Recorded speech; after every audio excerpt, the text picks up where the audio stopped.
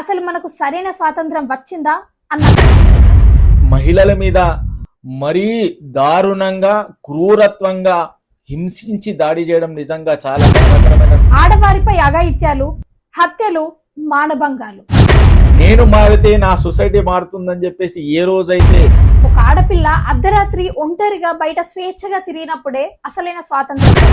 ఒక ఆడది అర్ధరాత్రి పూట స్వతంత్రంగా ఒంటరిగా తిరిగే రోజు వస్తాయా అండి? హలో వ్యూస్, వెల్కమ్ టు జరా జూమిన్.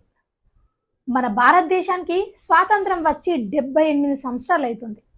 అయినప్పటికీ అసలు మనకు సరైన స్వాతంత్రం వచ్చిందా అని నాకు అనిపిస్తుంది. ఎందుకంటే మనం నిత్యం టీవీలలో, న్యూస్లలో చూస్తూనే ఉన్నాం. ఆడవారిపై అఘాయిత్యాలు, హత్యలు, మానభంగాలు. అసలు ఇలాంటివి జరిగే మన భారతదేశంలో ఇది సరైన స్వాతంత్రమేనా?